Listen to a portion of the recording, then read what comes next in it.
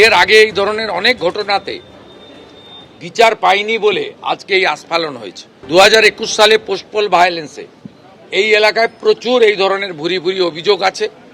এগুলোতে পানিশমেন্ট হয়নি বলে প্রকাশ্যে বুক ফুলিয়ে গুন্ডারা, খুনিরা, অত্যাচারীরা ঘুরে বেড়াচ্ছে বলে এদের সাহস বেড়েছে। শাসকের আইন উঠে গেছে এই রাজ্যে, এখন আইনের শাসন প্রতিষ্ঠা হয়েছে, এটা প্রতিষ্ঠা করার দায়িত্ব আমার। এর আগে পুলিশ মন্ত্রী, মুখ্যমন্ত্রী আমার জানা নেই তারা ভিকটিমের বাড়িতে এসে কেস মনিটরিং করার কোনো ইতিহাস আপনাদের চোখেও পড়েনি। আমি তাদেরকে নির্দেশ দিয়েছি বাকি 41 জন যেখানেই থাকুক, পাতালের ভিতরে থাকলেও খুঁড়ে বের করে অ্যারেস্ট করতে হবে।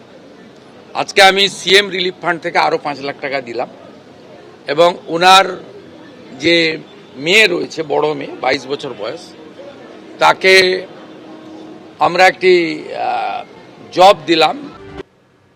যে খবরের দিকে নজর রেখেছি আমরা, গত 17ই জুন দুষ্কৃতীদের হাতে খুন হন বিজেপি কর্মী প্রশান্ত দে। একটি অনুষ্ঠান থেকে ফিরছিলেন বিজেপি কর্মী প্রশান্ত দে সহ কয়েকজন বিজেপি কর্মী। সেই সময় আচমকা রাস্তা ঘিরে ধরে তাদের উপর হামলা চালানো হয়। তৃণমূল পরিচালিত পঞ্চায়েতের উপপ্রধানের দলবলের বিরুদ্ধে অভিযোগ তোলা হয়। সেই ঘটনায় গতকাল এই নিহত বিজেপি কর্মীর বাড়িতে গিয়ে পরিবারের সদস্যদের সঙ্গে কথা বলেন মুখ্যমন্ত্রী শুভেন্দু অধিকারী। কড়া বার্তা দিয়েছিলেন তিনি, আর তারপরই গ্রেফতারের সংখ্যা এই ঘটনায় বেড়ে দাঁড়ালো 11। আরও একবার কথা বলে নেব, আমাদের সঙ্গে রয়েছেন প্রতিনিধি বিটন চক্রবর্তী। বিটন, একদিকে গ্রেফতারির সংখ্যা, তদন্ত প্রক্রিয়া কোন পর্যায়ে রয়েছে সেটা যেমন জানতে চাইব, পাশাপাশি গতকাল মুখ্যমন্ত্রীর সঙ্গে এই নিহত বিজেপি কর্মীর পরিবারের সদস্যদের কি কথা হয়? দেখো বন্ধুরা, তোমাকে জানিয়ে রাখি যে গতকাল কিন্তু রাজ্যের মুখ্যমন্ত্রী শুভেন্দু অধিকারী এই পরিবারের সঙ্গে, প্রশান্তদের পরিবারের সঙ্গে কথাবার্তা বলেন এবং তার স্ত্রী এবং তার যে 2 মেয়ে রয়েছেন এবং তার ছেলে এবং অন্যান্য আত্মীয় স্বজন প্রত্যেকের সঙ্গে কিন্তু তিনি সেখানে কথাবার্তা বলেন। এবং শুভেন্দু অধিকারী রাজ্যের মুখ্যমন্ত্রী যেই পরিবারের পাশে রয়েছেন তিনি গতকালই সেই বার্তা দিয়েছিলেন এবং প্রশান্তদের পরিবারের সদস্যরাও যেরকম ভাবে জানিয়েছেন যে মুখ্যমন্ত্রীর প্রতি তারা আস্থাশীল রয়েছেন এবং মুখ্যমন্ত্রী সবসময় তাদের পাশে থাকবেন বলে অন্তত এমনটাই জানিয়েছেন। এবং গতকালই প্রশান্তদের যে যিনি ছোট মেয়ে রয়েছেন তিনি কিন্তু আমাদের সামনে জানিয়েছিলেন যে বাকি অভিযুক্তরা না ধরা পড়ার ফলে কিন্তু তারা রীতিমতো আতঙ্কে রয়েছেন এবং সেই বিষয়টা তারা মুখ্যমন্ত্রীকে জানিয়েছেন। মুখ্যমন্ত্রী তাদেরকে আশ্বাস দিয়েছেন যে আতঙ্কিত হওয়ার কোনো দরকার নেই, পুলিশ প্রশাসন সর্বদা এই পরিবারের সঙ্গে রয়েছে। এবং তারপরেই কিন্তু শুভেন্দু অধিকারী রাজ্যের মুখ্যমন্ত্রী তিনি এই পরিবার থেকে বেরিয়ে এসে বাগনান থানাতে আসেন এবং বাগনান থানাতে সেখানে কিন্তু একপ্রস্থ পুলিশ প্রশাসনের আধিকারিকদের সঙ্গে বৈঠক করেন এবং কার্যত কড়া হুঁশিয়ারি তিনি দিয়েছেন। এবং তার যেটা বক্তব্য যে এই ঘটনার সঙ্গে যারাই অভিযুক্তরা রয়েছেন কিন্তু প্রত্যেকেই ধরা পড়বে এবং সেই অনুযায়ী আমরা যেটা দেখতে পেলাম যে শেখ সৈফুদ্দিন যিনি অন্যতম অভিযুক্ত এই ঘটনাতে, তাকে কিন্তু সিআইডি এবং জেলা পুলিশের তরফ থেকে যে যৌথ অভিযান চালানো হয় সেখানে কিন্তু শ্যামপুর এলাকা থেকে গ্রেপ্তার করা হয়েছে। এবং জেলা পুলিশ সূত্রে আমরা যেটা জানতে পেরেছি যে এই ঘটনার যে তারা তদন্ত প্রক্রিয়া তারা এগিয়ে নিয়ে যাচ্ছেন এবং প্রত্যেকটা অপরাধী ধরা পড়বে অন্তত এমনটাই তারা জানাচ্ছেন এবং তারা যেখানেই থাকুক না কেন তাদেরকে খুঁজে বের করে তারা ধরা পড়বেন। এবং শুভেন্দু অধিকারী যেটা দাবিও করেছিলেন যে দ্রুত যাতে শাস্তির ব্যবস্থা করা হয় সেই বিষয়টা প্রশাসনের দিক থেকে এবং আইনগত দিক থেকেও তারা কিন্তু দেখবেন। ধন্যবাদ বিটন।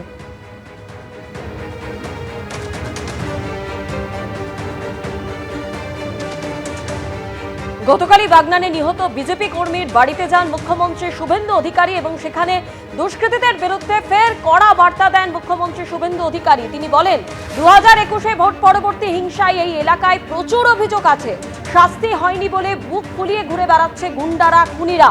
শাসকের আইন উঠে গেছে, রাজ্যে আইনের শাসন প্রতিষ্ঠা হয়েছে, পাতালের ভেতরে থাকলেও খুঁড়ে বের করতে হবে এবং গ্রেপ্তার করতে হবে দুষ্কৃতীদের। এবং এই বার্তার পরেই আপনারা জানেন একজনকে গ্রেপ্তার করেছে সিআইডি। মুখ্যমন্ত্রীর এই কড়া বার্তার পরেই একজনকে গ্রেপ্তার করা হয়েছে।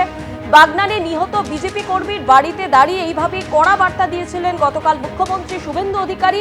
আর ইতিমধ্যেই আপনাদের যেমনটা জানাচ্ছি সিআইডি এবং পুলিশের যৌথ অভিযানে আরো একজনকে গ্রেপ্তার করা হয়েছে। আর এই নিয়ে এই ঘটনায় গ্রেপ্তারির সংখ্যা বেড়ে দাঁড়ালো 11। আর অন্যদিকে গতকালই মুখ্যমন্ত্রী শুভেন্দু অধিকারী পরিবারের পাশে থাকার আশ্বাস দেন এবং নিহতের মেয়েকে চাকরির কথাও বলেন।